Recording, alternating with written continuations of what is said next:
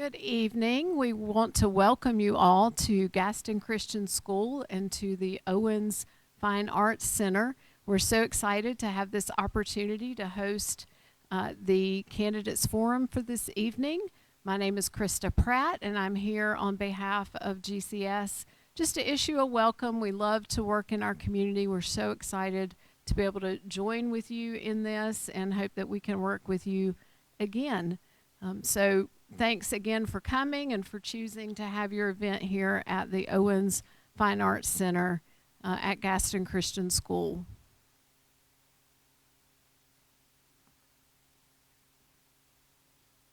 Krista, thank you, and to the rest of the Gaston Christian faculty for allowing us to use this beautiful space. This is great.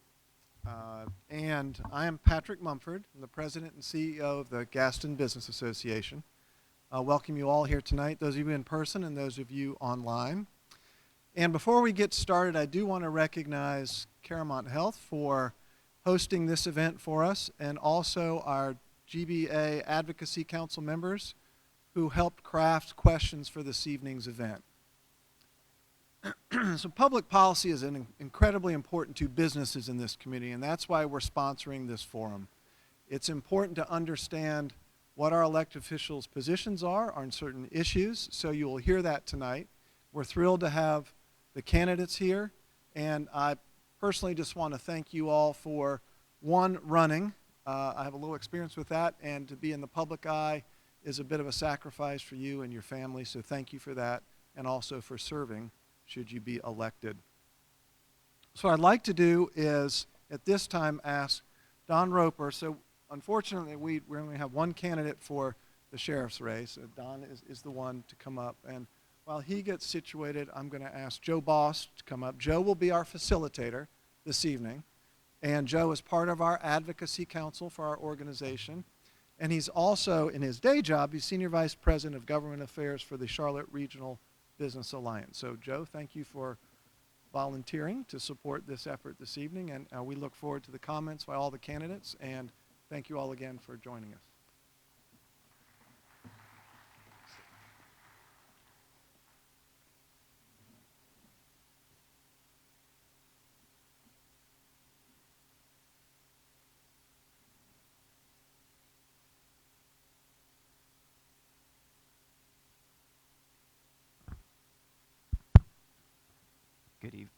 Good evening, everybody. Hope you're doing well. As Patrick said, my name is Joe Bost. I work for the Charlotte Regional Business Alliance, and it's an honor to be here with you today. I want to cover a few ground rules before we get started, and we'll jump right into the conversation that we're going to have. So each candidate is going to get 2 minutes for introductions. Steve is sitting on the front row. He's going to hold up a yellow card when you've got 15 seconds left, and a red card when your time's up. I was told Steve might jump up and down to ensure people actually finish on time. Let's see here. All questions are going to be directed to the candidates. You'll have 60 seconds to answer those questions. We're not going to have any time for rebuttal, it's just me, so no reason to rebut. But yeah, everybody will have 60 seconds. And then you'll have an opportunity at the end to make some closing comments. So, Don, you're the lucky one. Well, I appreciate it. Thank you. Is this mic's good? Everybody hears me? Good. Thank you. Well, Don, take 2 minutes Okay. And let the folks know who you are. Okay. Well, first of all, I want to say thank you to the Gaston Business Association for organizing and hosting this forum. Thank you very much for giving us this opportunity. My name is Don Roper, and I'm a candidate for Gaston County Sheriff.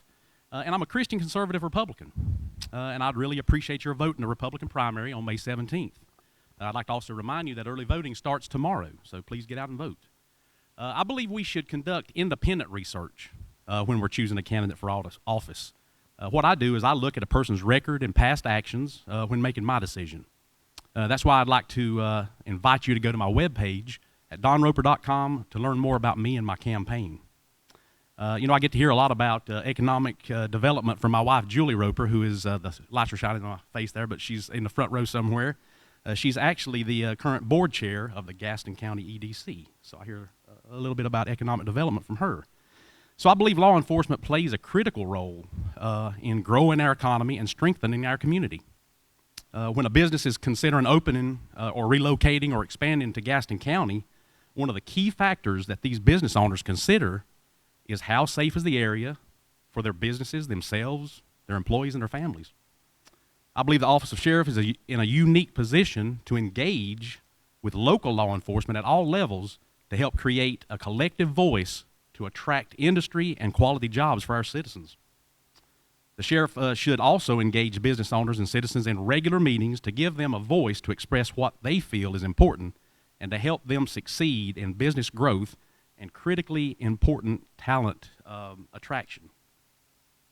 I also believe that being an elected official, the sheriff is in a great position to work with local legislative delegation to advocate for resources that would enhance safety and create a favorable environment for economic diversification. If elected as your next sheriff, I would be regularly engaged with the business community to ensure that law enforcement's role in economic development is properly managed, and that would be my pledge to you. Thank you. Well, Don, thank you for that. First question I'd ask of you, because I think it's important and it touches on your opening comments. Public safety is, or should be, one of the utmost concerns for the Gaston County business community. How can the business community support the work of the sheriff's office and vice versa? Talk us through that. You know, I believe it is a collaborative effort. Citizens, businesses, schools, law enforcement, government agencies, we all have to work together. The common goal for all of us is to have a safe environment, a safe community for us to raise our families, start a business, retire and enjoy what Gaston County has to offer.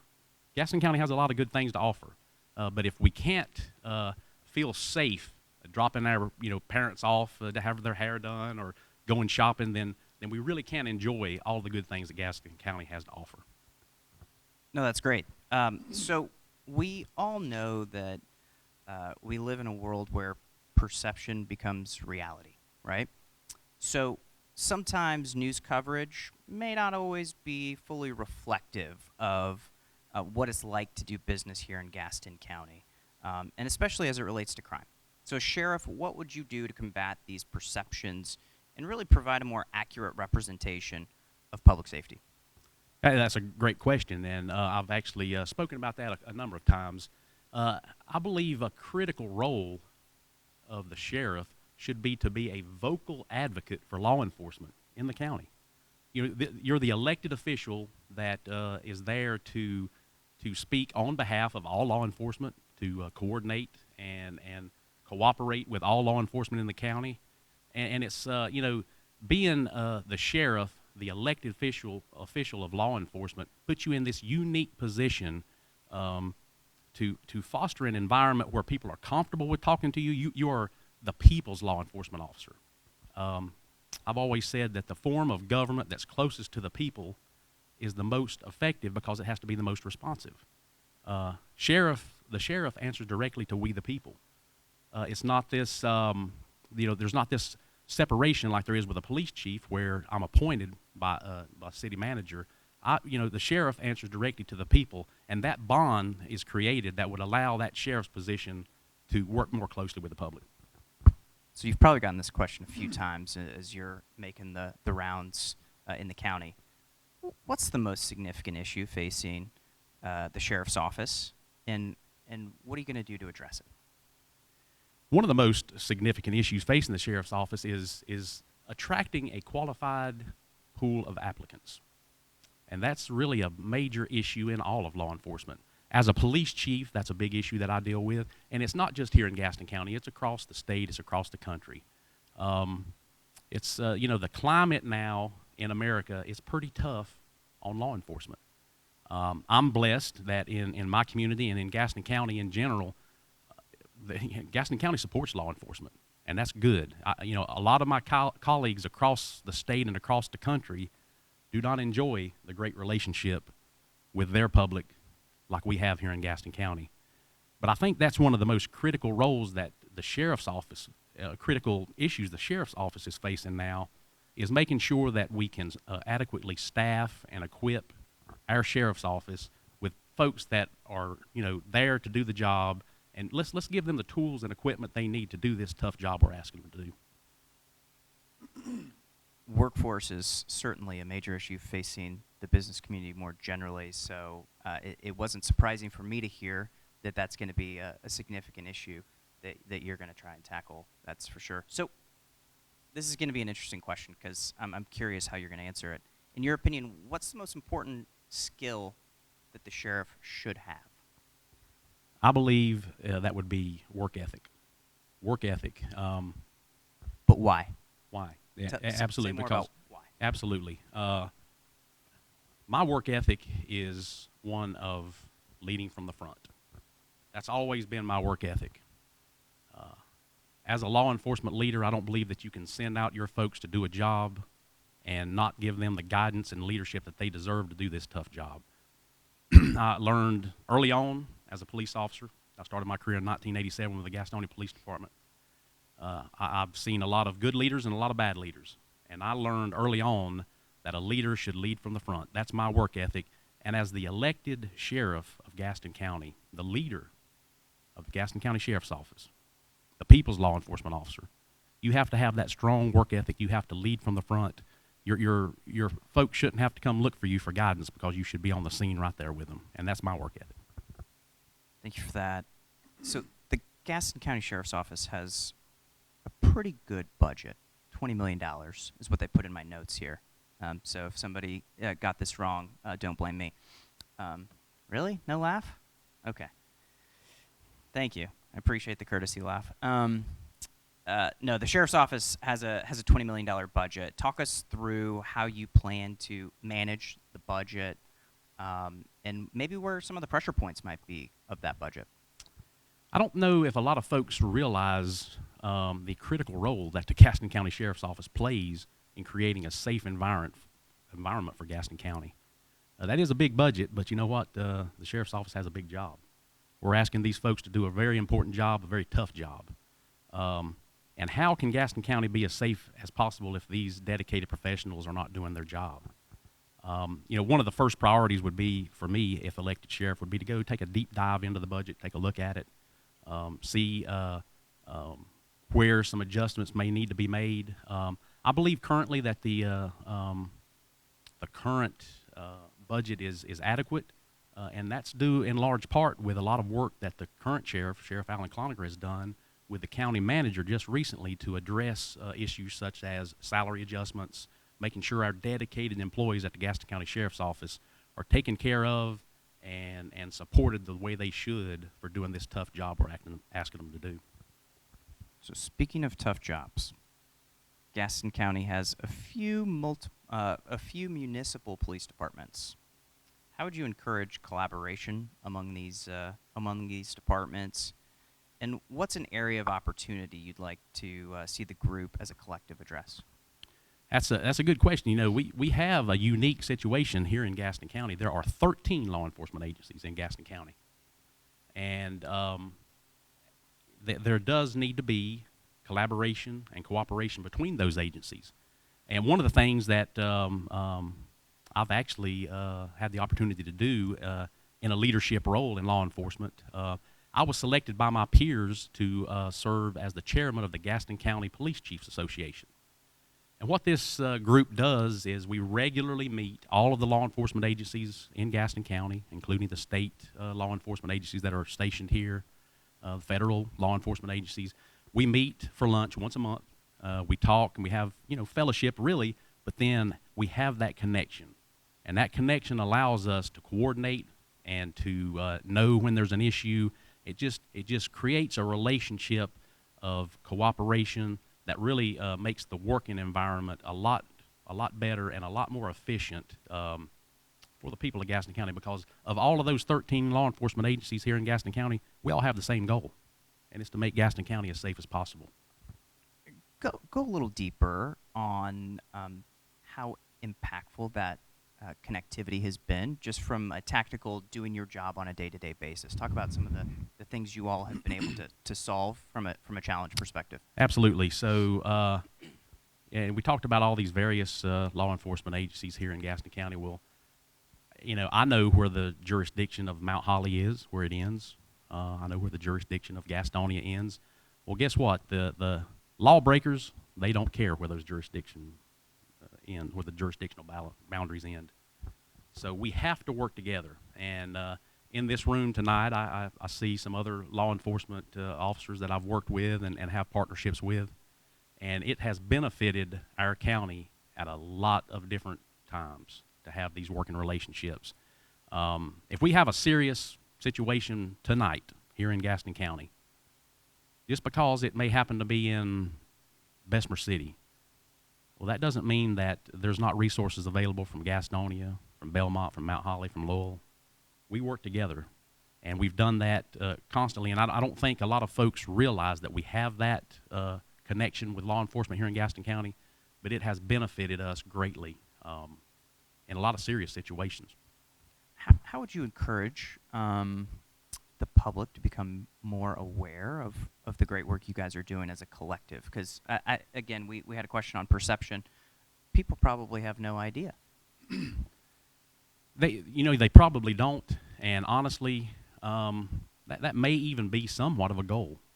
If you don't have a lot of interaction with the police, maybe that means that our community is a little bit safer.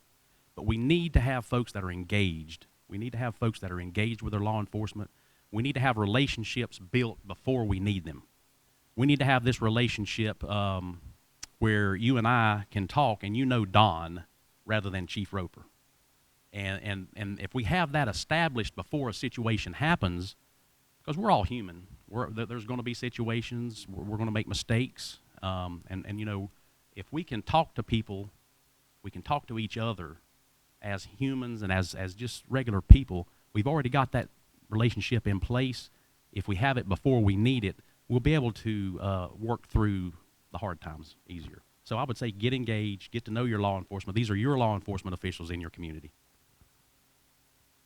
Well, we've come to, I actually added a couple of questions, so thank you for indulging me. Take, 60 seconds, right? 60 seconds, maybe 120 seconds. We'll see. Okay, We've got a little extra time. I won't grant Steve's this down for there, everybody, and he's going to give me a little bit of extra time down there, so I appreciate it. First of all, honestly, thank you to the Gaston Business Association for giving me this opportunity, and thank you to everyone that's here this evening for coming out. You're engaged in the political process. This is awesome, and thank you to everyone that's watching on the live stream also. I just want to tell you that, I believe law enforcement is a calling and a noble profession in the service of others. And I truly believe that law enforcement is my calling. I feel led to offer my services to the people of Gaston County. I have 35 years of law enforcement experience, 25 years of that as a law enforcement leader. I'm fully prepared and committed to serving as your next sheriff. I understand the significance and the importance of this constitutional office. We have to have a leader that has proven that they will stand up for our county and stand up for our people. And you can count on me because I've been doing that for 35 years. Having the right leadership in place is critical to making Gaston County as safe as possible. And having a safe community is not only a priority for raising our families, but it's critical to succeed in economic development efforts also. You can count on me, and I would truly appreciate your vote in the May 17th primary. Thank you again for giving me the opportunity to talk with you and share some ideas. If we get a chance, please come and introduce yourself to me, and I would really appreciate your ideas and opinions. Thank you very much. Don, thank you so much. Give Don a hand.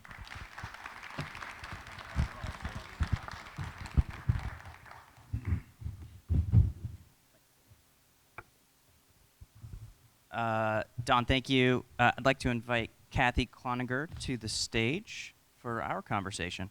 And if I saw right and the lights are shining in my face, is that Brad Overcash that snuck in the back? Well, I wanted to make sure we recognize Brad. Brad is state senator-elect. You won't see his name on the ballot till the fall, and he's unopposed. So if you have not met him, make sure to introduce yourself to Brad, because he's going to represent Gaston County in the state senate.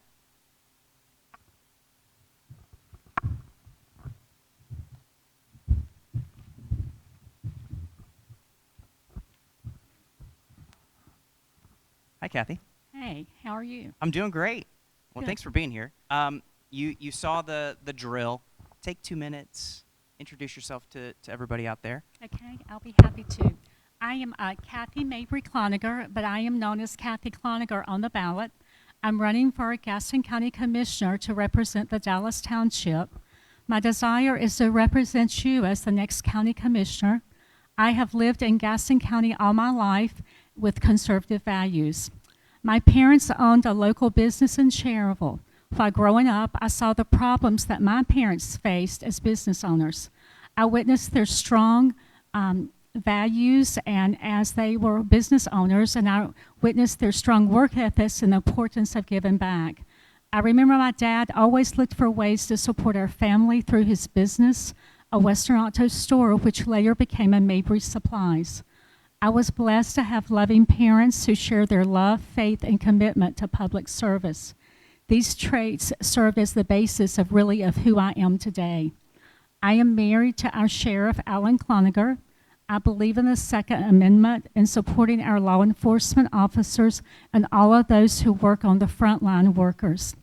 I spent 34 years at the shelter of Gaston County, a battered women's residence and resource center.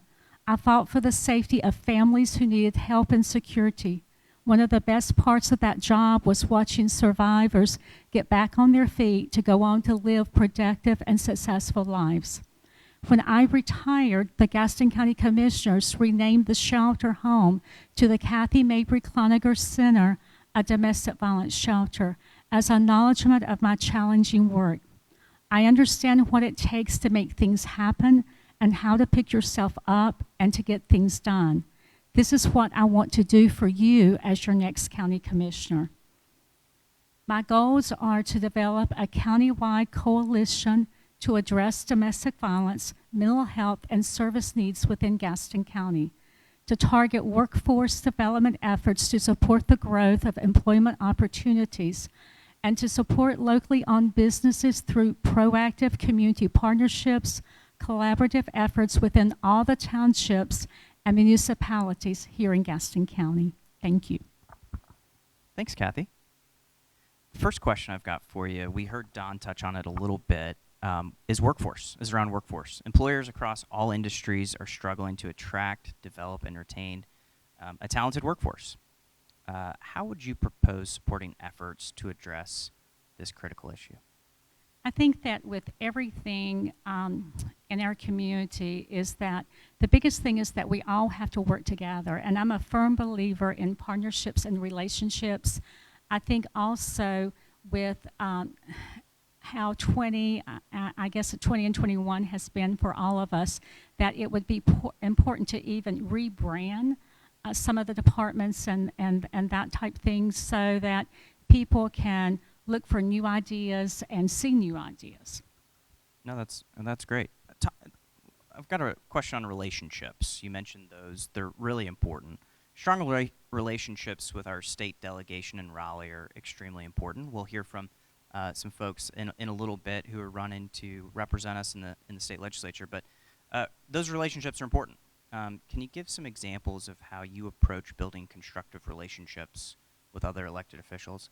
We know you're married to one, so that one doesn't count. No. he would have some comment to make, that's for sure. But I think the important thing is that I think that you have to be real. You have to be who you are, and you have to be not having an agenda, but having an agenda to do what is right and bringing everything to the attention and putting things out on the almost on a format to where you strongly believe in that and to present that in a positive and caring way.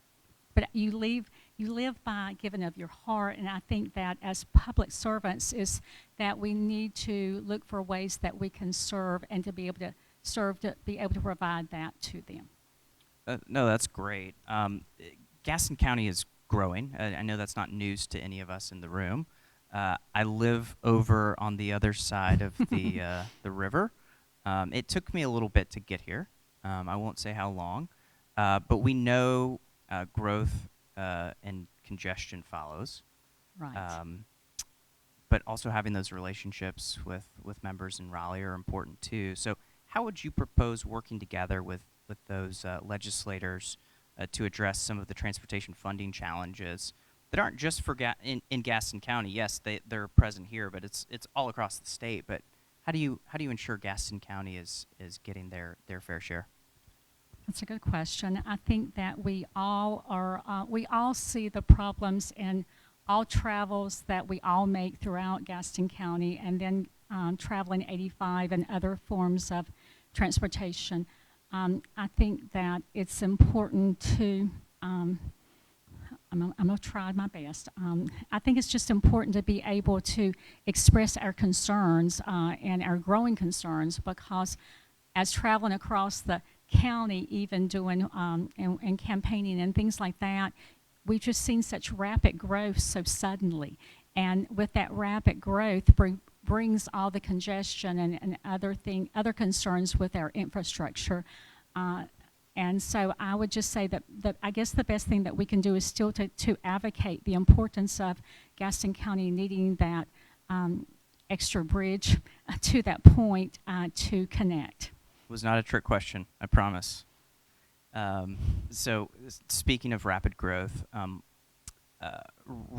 is affecting land development and changing the look and the feel of the county, especially in certain parts. What policy ideas can you share with us about how this land development can be thoughtfully managed? I think that in looking at that, we need to look at the entire picture and to make sure that service availability is going to be able to be delivered, in that with public safety as well as with the water, sewer, schools, and all those concerns. And I think that I would need to look at everything and know all the details of the information before you could really make a final absolutely, decision. Absolutely. Well, much of Gaston County's historic economic development efforts have really centered around industrial and manufacturing projects, and it continues to work. Donnie does a great job recruiting those industries to town. How will you support the diversification, though? You know, we all see the headlines. Manufacturing's going to be here, but it's different. It's different. But how would you support diversifying the local economy to sustain longevity in the economy here in Gaston County? I think it's important that, I think it's really amazing too that all of the industry and that you're seeing when you go into the different towns and different municipalities, I think we have to work together. I think it's very important to work together opposed to working at the situation, and that we have to have strong ways that we can continue to bring industry here and to be able to sustain that. But we also have to work together and then also even promote the industries that come into our community, and to be able to showcase the good things that are happening in Gaston County. How would you recommend promoting? I know we were talking backstage a little bit. You gave me one of your cards, and you had some good ideas. Share a little bit about that. Well, I think it's very important. We are made up of 13 municipalities, which is very, very unique to Gaston County. And I think it's just important that in each of the municipalities that we're able to come together and to work together as a team in a positive way. And that, to me, is that people in Renlo may not know what Dallas is doing, and people in Dallas may not know what Belmont's doing, and vice versa. And so I think it's very important for us to bring everybody together and focus on the good things and the positive image that many of the businesses, whether it's a machine shop or whether it is a clothing store or a restaurant, and all the good things that are happening here in our county, I just think it's very, very important to be able to showcase those businesses. So if you're trying to sell somebody on Gaston County, how would you sell them? You're from here. Okay. You grew up all here. Right. Tell us Okay. why Gaston County.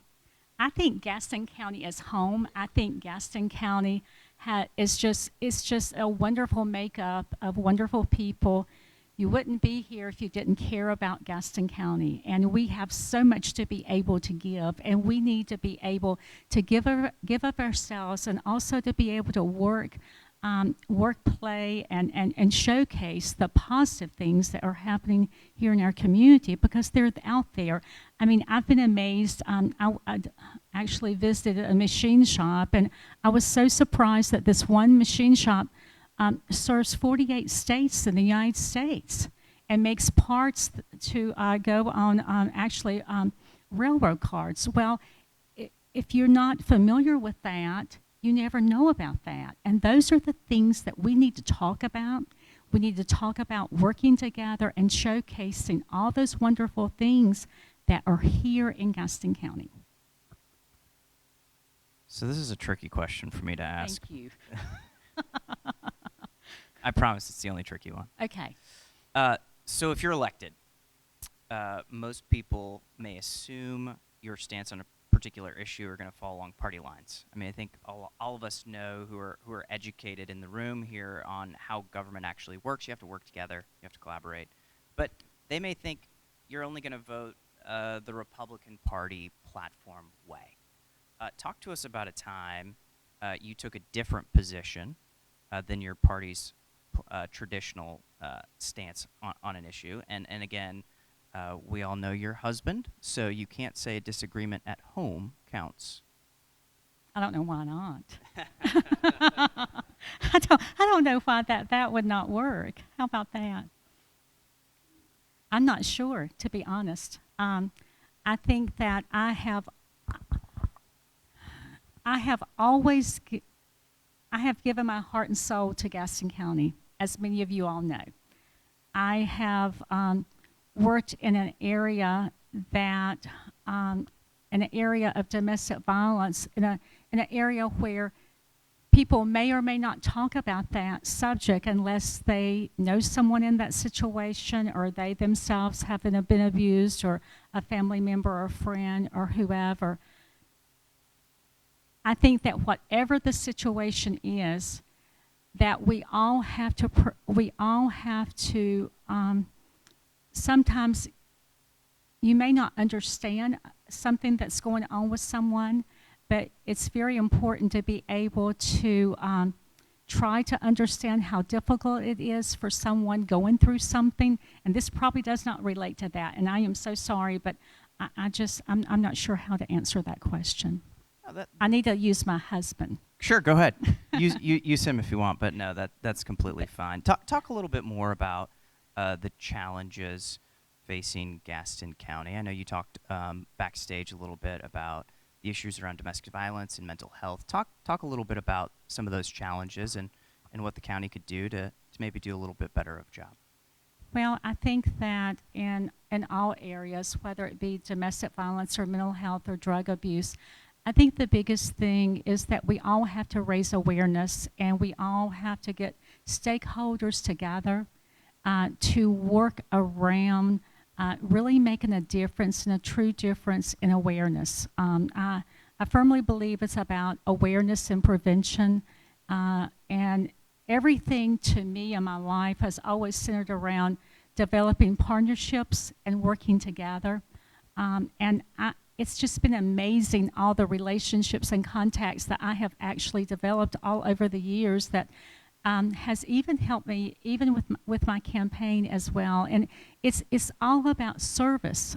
It's service before self. I think is just so extremely important, and being vocal, but also being vocal for change and willing to work together.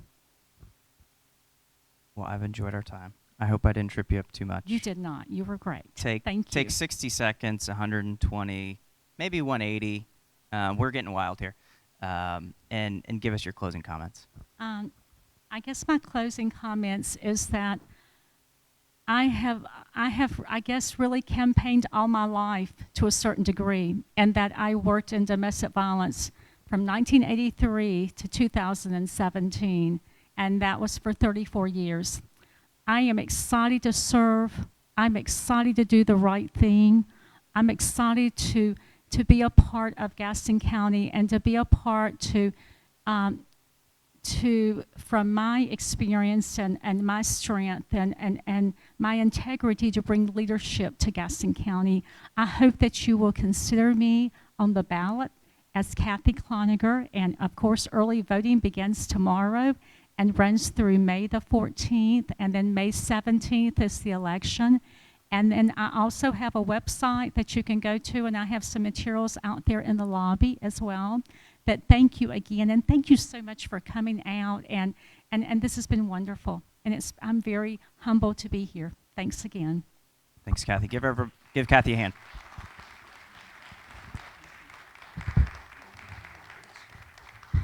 I'd like to invite the candidates for state representative to the stage.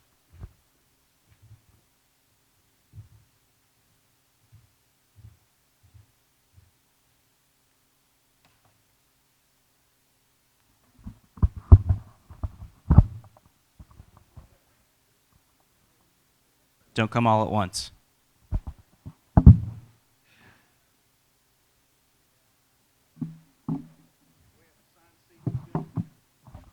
Sit wherever you want to sit. On top of the table, in front of the table.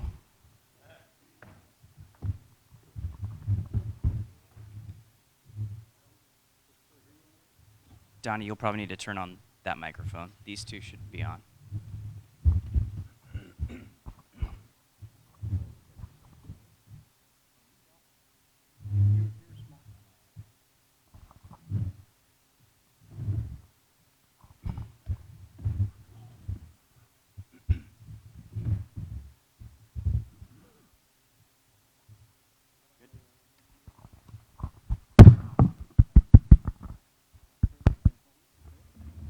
Test.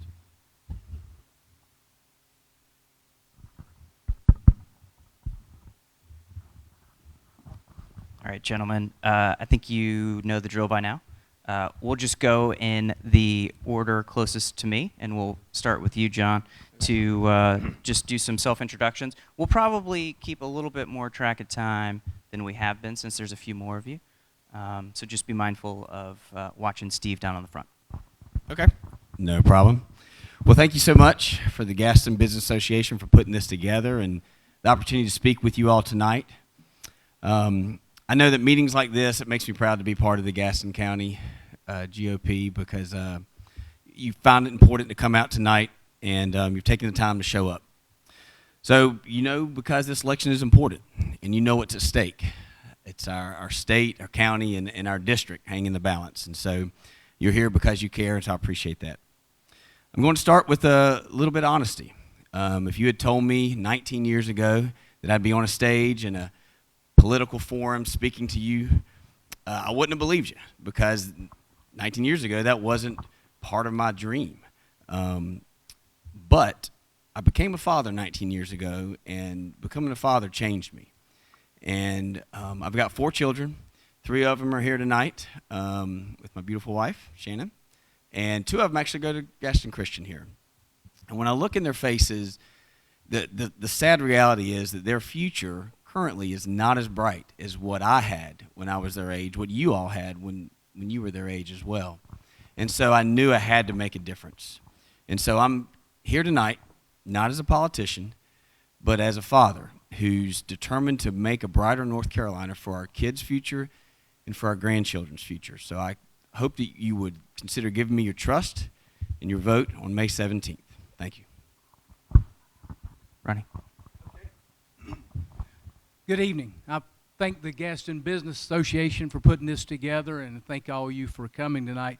As we were on the way up here, my wife, she said, don't try to be witty or charming.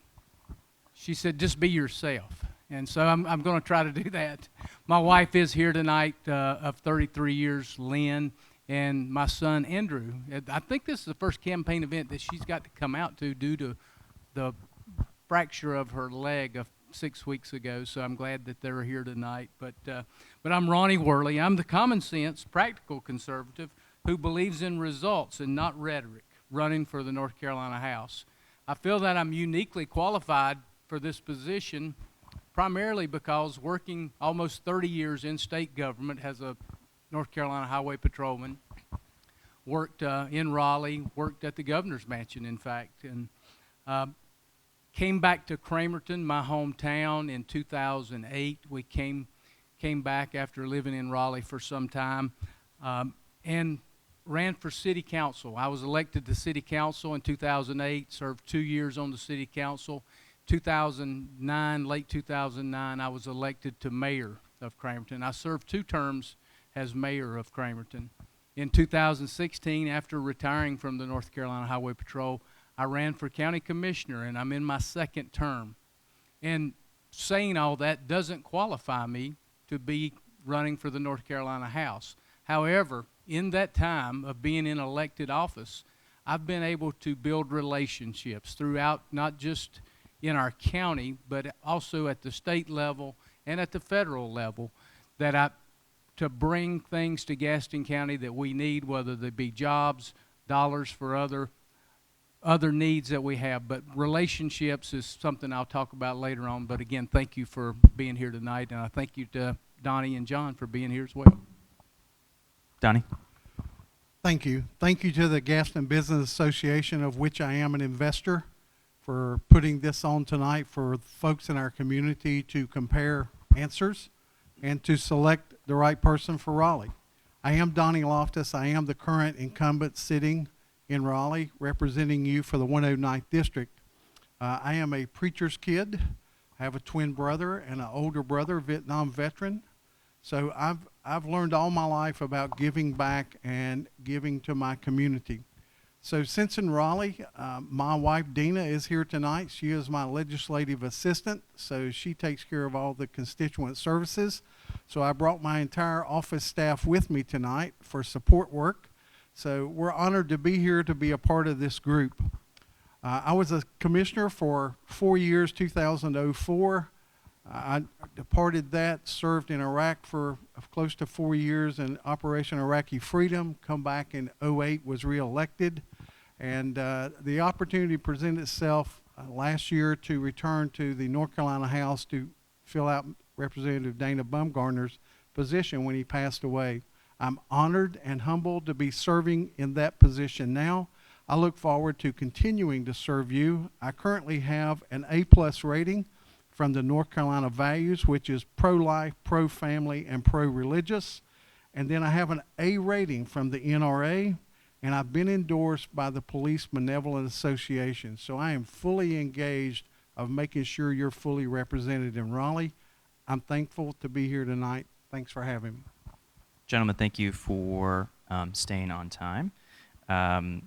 Each question will be for all 3 of you to answer. So we'll use the same order that we did introductions. So John, you'll start here. First question: employers across all industries are struggling to attract, develop, and retain a talented workforce. I think you've heard this question a little bit already. How do you propose supporting efforts at the state level to address this issue? Well, as a small business owner, I know how tough it is to attract good talent and keep them, especially in this environment.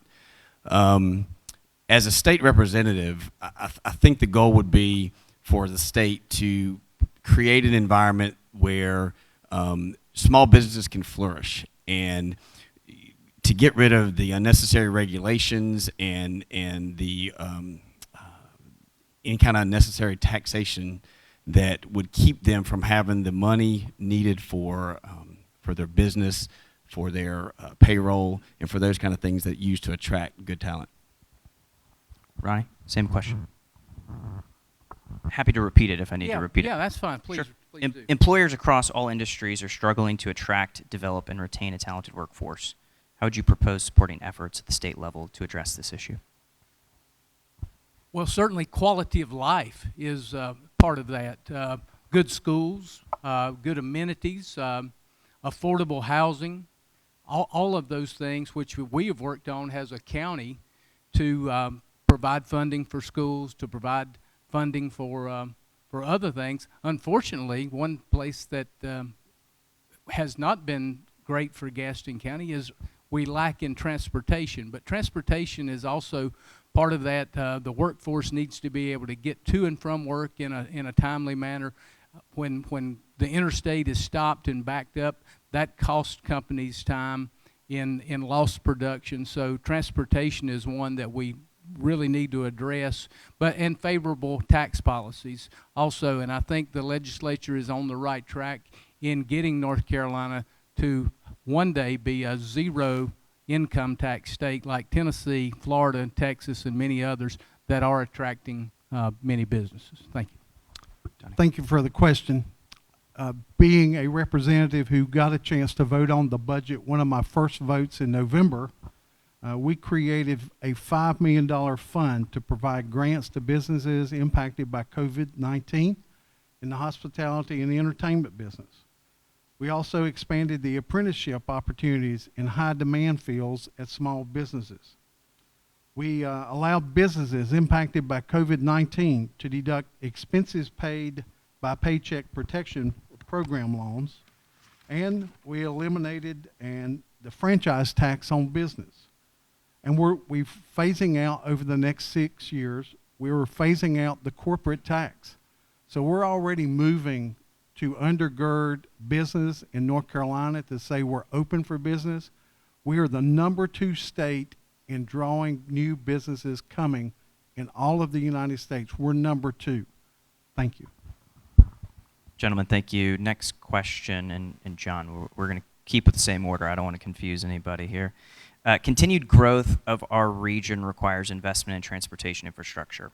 Funding for large-scale transportation projects is complicated, requires a mix of local, state, and federal dollars. So how will you work with local governments and the business community to secure funds for our area in those needed investments?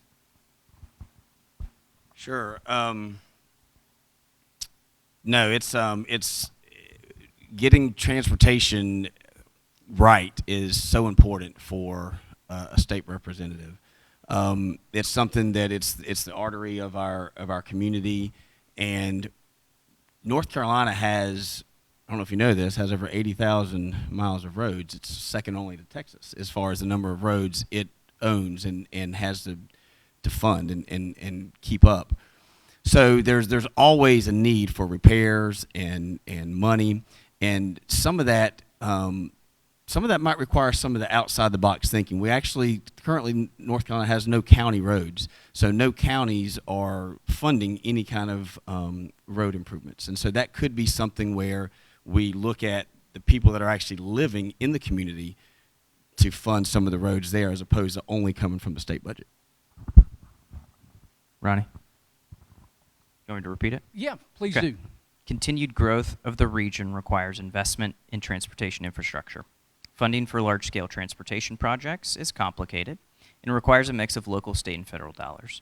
How will you work with local governments and the business community to secure funds for our area for those needed investments? Well, first and foremost, North Carolina in general, we have millions in projects that are approved, but there's no money for those projects. Projects that were set to take place in the next 3 to 5 years have been pushed back 5 to 10 years. We're getting further and further behind. As you know, here in Gaston County, and I think you mentioned the time it took you to get from Charlotte, we are constrained by a river to the east that we have about 3 roads that cross there. One of the proposed options is the Catawba Crossing. It's a project that will provide another entrance to Mecklenburg County, and also for folks to get to and from. It will relieve some of that.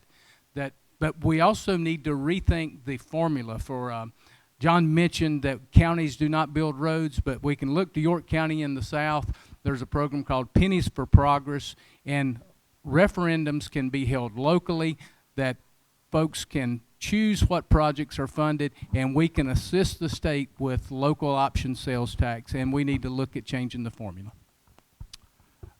I currently sit on the Transportation Committee, Transportation Oversight and Appropriations Committee, and the Joint Legislative Oversight on Transportation between the Senate and the House.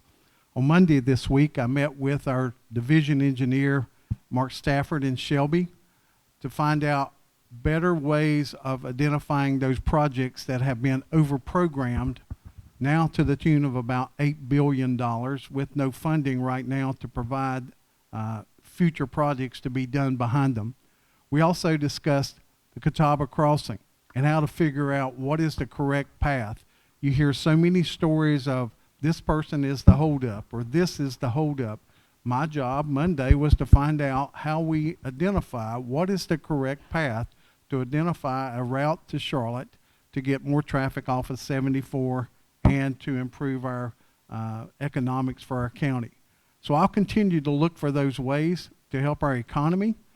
Looking at improving ways with the gas tax, that is going down because of electric vehicles and better gas mileage cars, but that's something I'll continue to work on.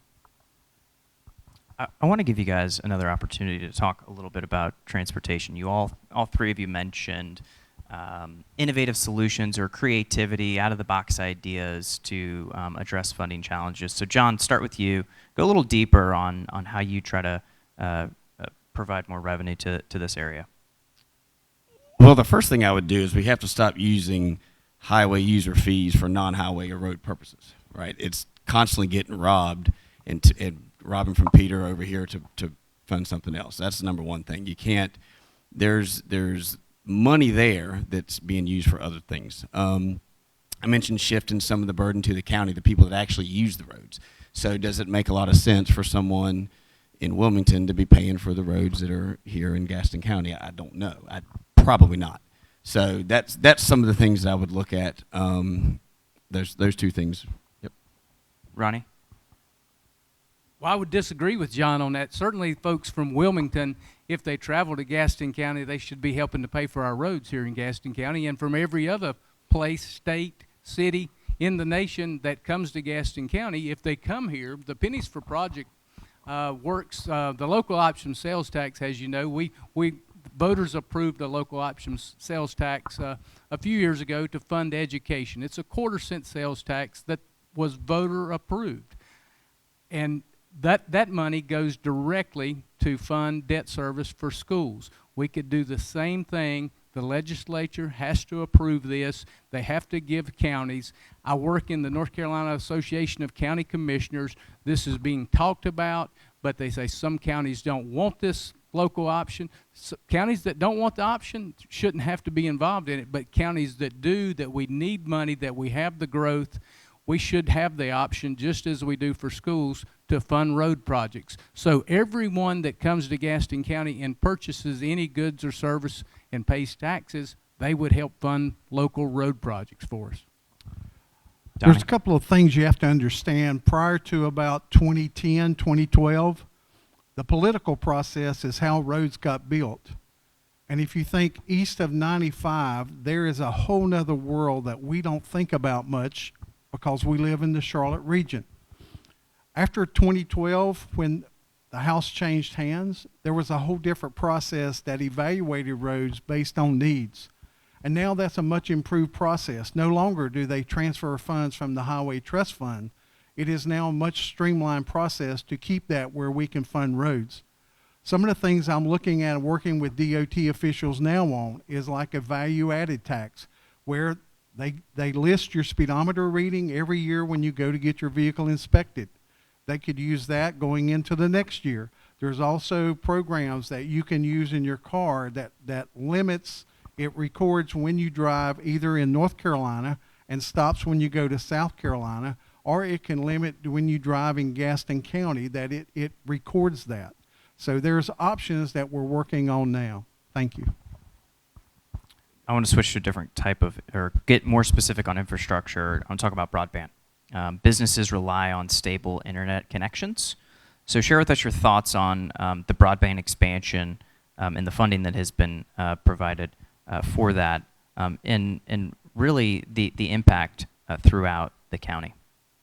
I'm going to get Donnie to go. We'll switch it up a little bit, just so, if that's okay. I'll be glad to Sure. go first. Yeah, Sure. Yeah. Sure. I appreciate it. Just I to get give to some hear all variety they to our audience. say. I don't want to, yeah. That way I get So now to we're just getting out of cherry pick hand. what they say. Yeah. We're just getting out of Well, hand. listen, man, I'm trying to keep you on your toes. My time hasn't started yet, has it? No. We got plenty of time. I don't want to waste I'm- all this good. I guarantee you there's plenty of time. Okay. Time's up. I'm sorry. Thank you. I'm going to start throwing my papers next. Yeah. In this budget cycle, $1 billion was approved for broadband across the state of North Carolina. And because we live in a high-tech area of Gaston County, we don't know the impact of that like counties, Swain County out in Murphy, or Allegheny County, or Surrey County up in the mountainous regions, or up Pasquotank or Perquin County down east that's very rural. The legislature knew that it was time that we needed to do something that would help draw economic activities. And so we put in this year's budget, passed last year, $1 billion to expand broadband across the state of North Carolina. It still prohibits cities and towns from developing their own broadband service, but it provides equal opportunity for startups, for cable companies to compete on a basis to bring broadband to the rural communities of North Carolina. I'm proud to have voted for that. Thank you. Well, certainly everything that Donnie just said, we need to continue. Broadband is most important for a lot of those rural counties. Most of us have access, but even in Gaston County, there's some places in Gaston County that our school children are not able to connect to the internet, which is almost absolutely necessary and imperative that they get on. Most of them bring home Chromebooks from public schools, and so they need to be able to go online and complete assignments and homework. So we need to continue to fund that, and from working through the federal government, working through the state, and also any local opportunities that we can continue to apply for grants where they're possible, and there are many out there. So thank you. Yes, I would absolutely agree that broadband is going to be an essential part of any kind of developing society and education in the future. So we have to make sure that the necessary funding is there for that. And I'm happy that the legislature added that to the budget. And so moving forward, we would look for innovative ways to get it to each of the different parts of the state where it's not located yet. So. Thank you, gentlemen. I want to switch gears quickly, talk about healthcare a little bit. Small businesses employ 1.6 million people in North Carolina, or about 44.8% of the state's workforce. But most workers remain uninsured due to the cost of health coverage. Expanding Medicaid in North Carolina would cover an additional 500,000 people, some of whom work in small essential businesses right here in our community. Share with us your thoughts on expanding coverage to people who are uninsured. If you don't support that, what are your solutions to help close the coverage gap? Since we're playing musical chairs, Ronnie, do you want to start? Well, that's a tough one to throw out there. I am not necessarily in favor for expanding Medicaid. There are many other options. We have options here locally. Organization, of course, through CaroMont, anyone can get medical care regardless of their ability to pay. But also we have Contegra, formerly Gaston Family Health Services here in Gaston County, that also provides health care for folks that are unable to pay. If they have insurance, fine, they're able to go. But there's many both public and private opportunities to seek health care. I know that that's an area that we will all continue to work on. I was talking with a neighbor who is on Obamacare. She told me that her premiums for Obamacare continue to go up, and so that is becoming cost prohibitive to some folks that even were required to go on the Affordable Care Act. So that's a problem that will continue to need work. Donnie, you want to go next? Sure. I sit on the Health Committee in the House. That's part of the subject we've been talking about most of the summer since we've been out of session, whether or not to expand, and if we do expand, what is the cost? Since 2020, we've added some 259,000 people to the Medicaid rolls. It will be 1 in 3 people will be on Medicaid if the full expansion takes place. In my opinion, it is financially not feasible that we can sustain 1 in 3 people in North Carolina being on Medicaid. There are people who need help. There are people who need that health care. Many years ago, Medicaid started out simply as a health care plan, but the powers to be gave them dental, eye, nose, throat, ear, all the Cadillac program.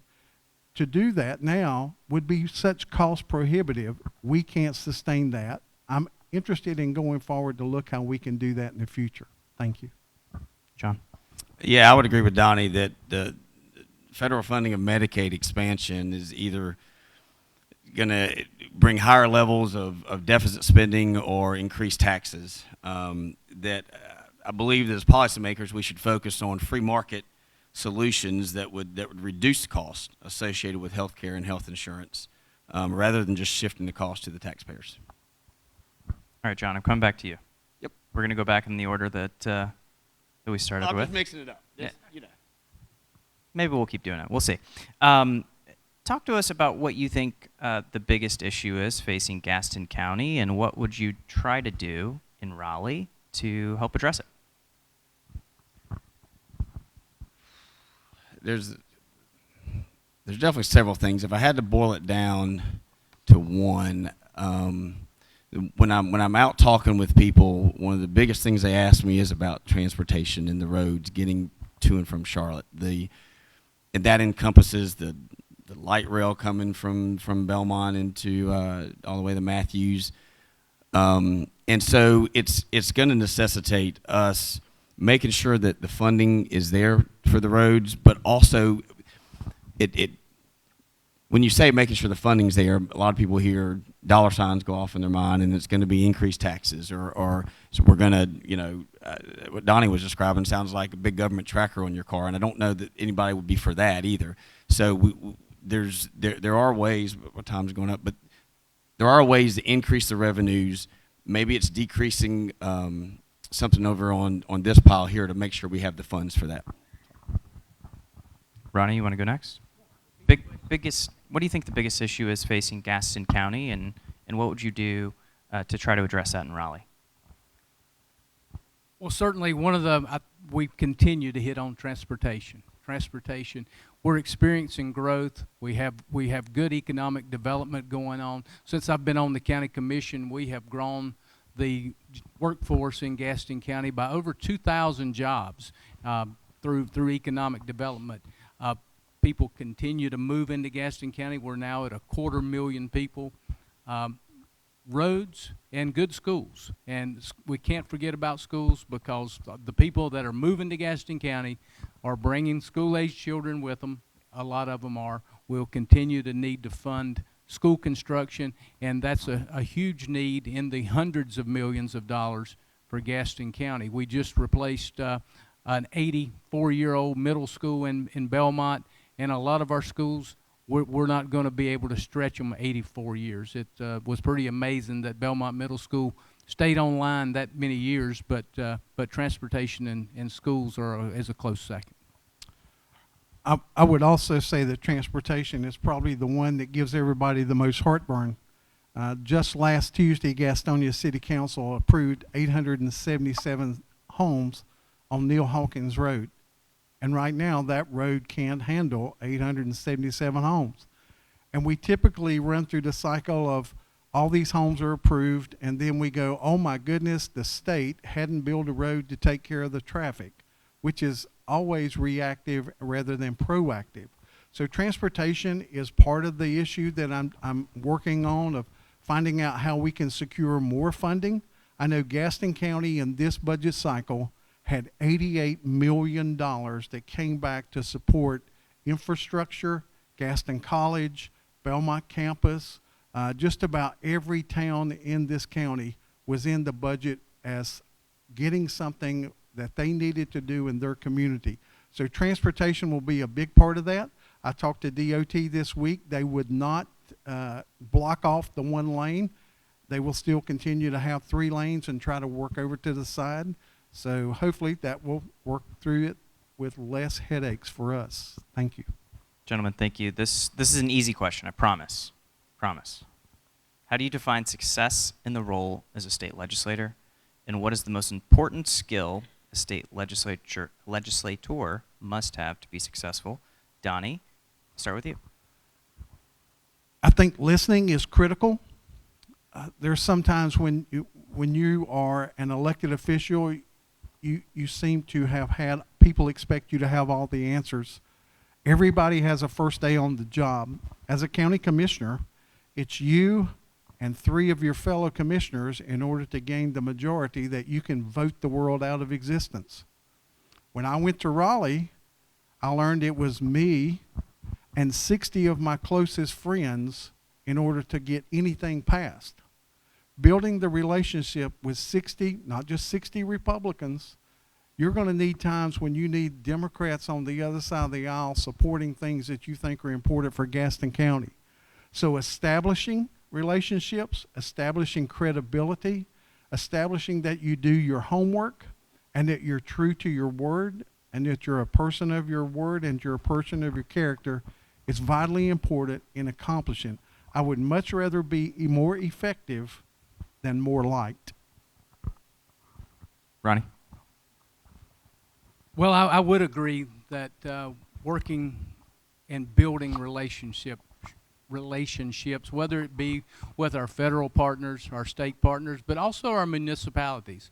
I have a relationship with almost every mayor in Gaston County and the city council also. I talk to them regularly. I talked to 2 loyal city council persons today about an issue. I talk to these folks as a county commissioner, has their county commissioner from the South Point Township. So we need to make sure that we know who our constituents are, we know who we serve, and lots of times actions that the legislature takes in unfunded mandates, they impact cities and counties significantly. So we need to continue to have that relationship. But certainly at the state level, 120 people that are in the House of Representatives, you need to be able to work across the aisle. And unfortunately, Representative Loftus has not been able to work across the aisle. Has half the legislature, or the Democrats, the day he was sworn in, got up and walked out of the chamber. So I will be able to reach across the aisle in the legislature. John?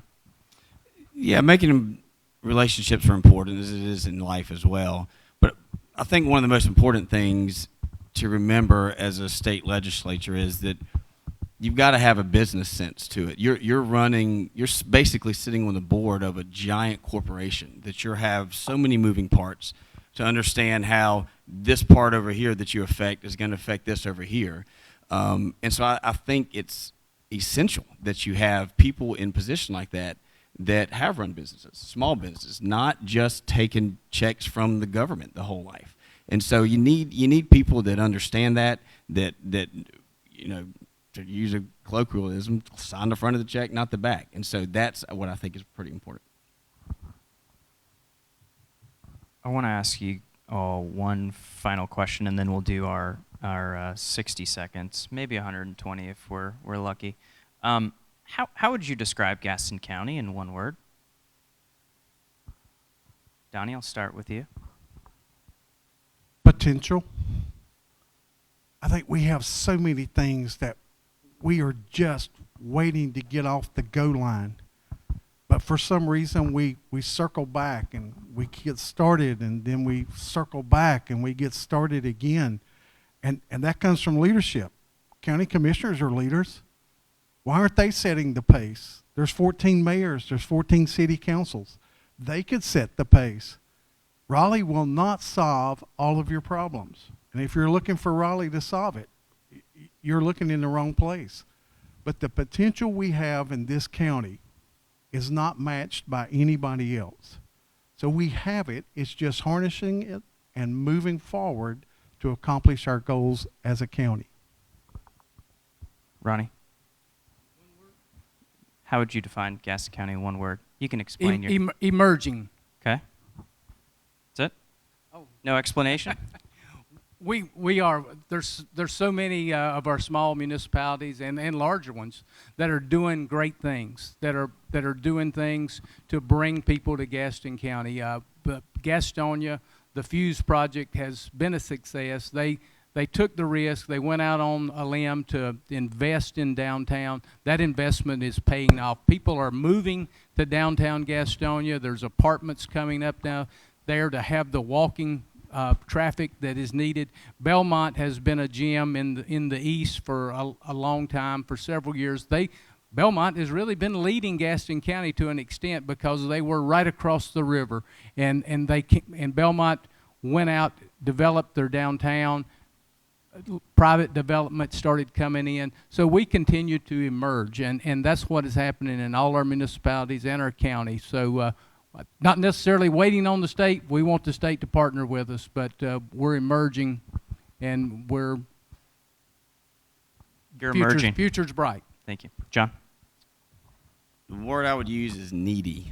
And I say that because after the sad passing of Representative Baumgardner, we've been in need of representation in the House of a business-minded person who knows what this county needs, not just a friendly face, and that's fine, but you need someone who's able to not only reach across the aisle, for sure, but to make business-minded decisions.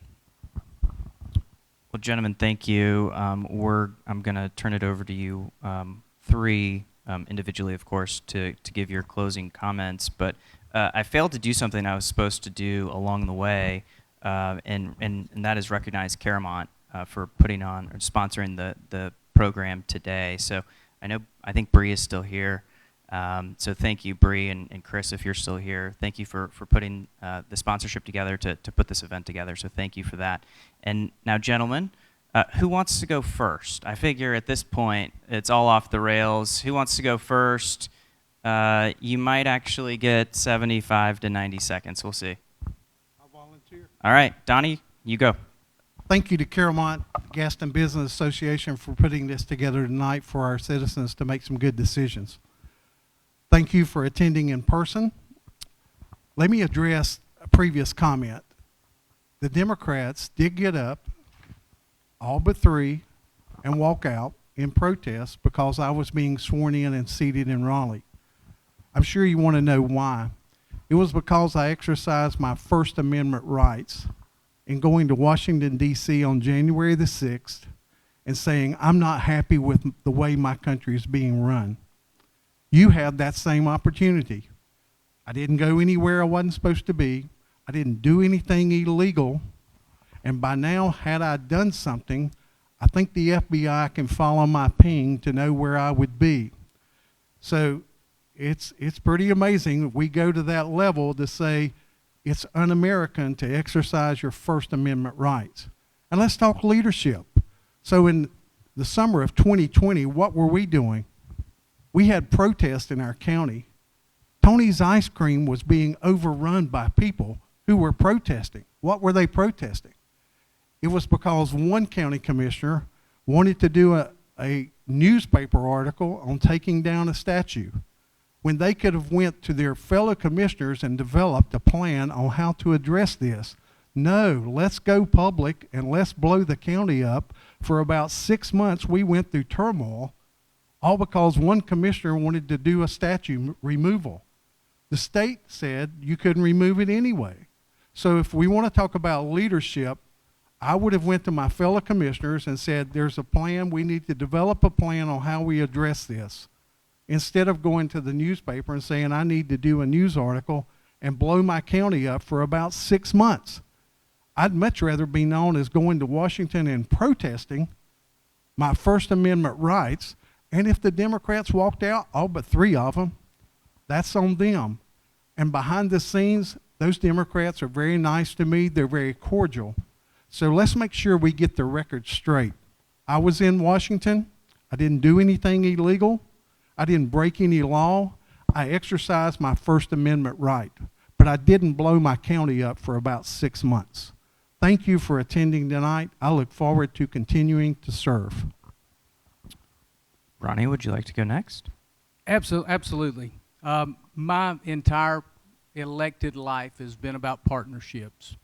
I worked with in Cramerton, we worked with the city of McAdenville to merge the police departments to make a more cost-effective way of policing both Cramerton and McAdenville. We merged those 2 departments. They now operate as one department across. We did the same thing with the fire department. McAdenville had a need for fire protection, and they weren't getting what they deserved, so Cramerton partnered with them.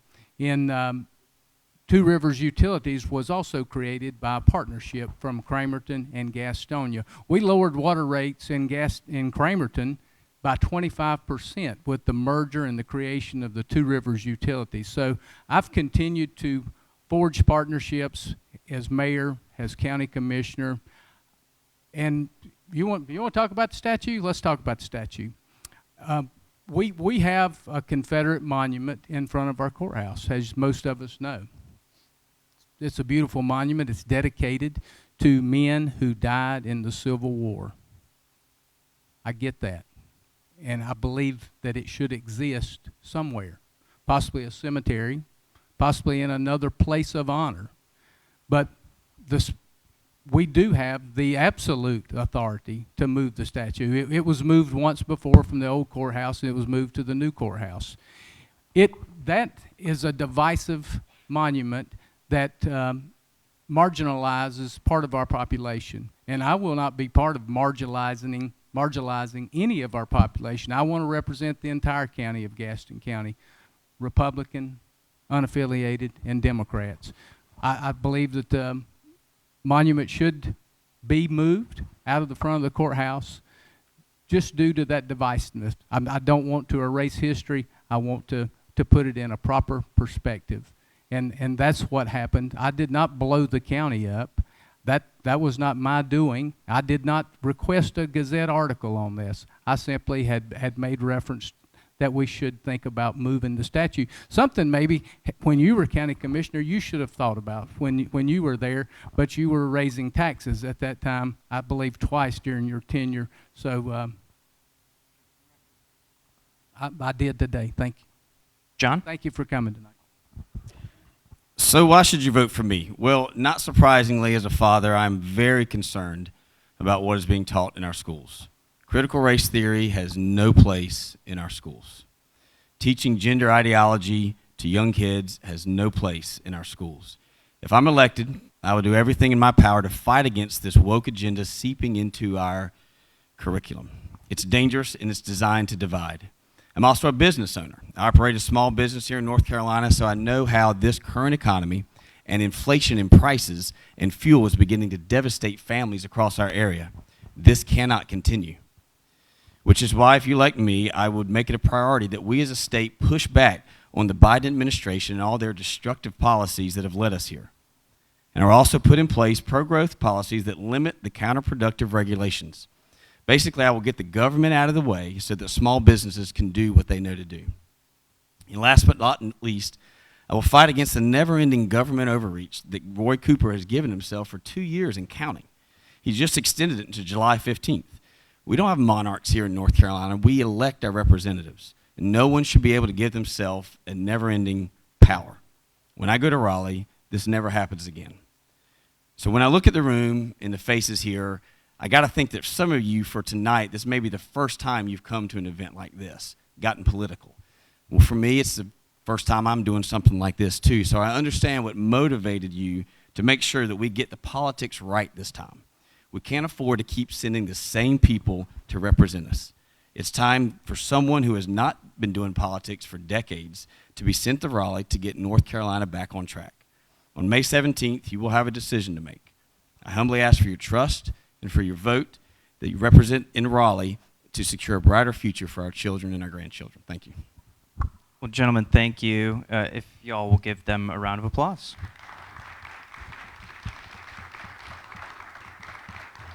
I've got good news. We're nearly done. Really? Nothing? Okay. But you'll have an opportunity to go to the polls starting tomorrow. Early voting starts tomorrow. So if you are an early voter, like to vote early, you can do so tomorrow. I have a feeling you'll see probably most of the folks you saw here tonight at one of those voting locations to greet you. Again, I want to thank CaroMont for sponsoring tonight's program and for helping us put this all together. And with that, I want to invite Patrick back to the stage. You guys don't have to stay up here if you don't want. Yeah. You are released. Joe, thank you so much for doing this. You may have a second career. Well done. Appreciate that. And as we wrap up, we'll wrap up quickly. I do want to thank our hosts, Gaston Christian and Krista Pratt. Thank you, Krista, for opening up this beautiful facility for the event. As been mentioned before, our sponsor, CaroMont Health. I see Chris Peak, the CEO, back there. Thank you, Chris, for your support. Moderator Joe. Again, Joe was with the Charlotte Regional Business Alliance. And all of the candidates. As I mentioned when I opened up, it takes courage to get into the public fray. So thank you all for doing that and for your honest answers. It was very insightful. And for the audience, thank you for your patience and being with us here live and online. So primary elections are important, and the voting starts tomorrow early. 2 of the 3 positions being sought this evening actually are going to be decided in the primary. And it's unfortunate the turnout typically is going to be low, so every single vote matters. So please go out and vote. This forum has been recorded, and it will be on our website, gastonbusiness.com, if you want to go back and look at it. Thank you for joining us this evening, and have a safe and great rest of your evening.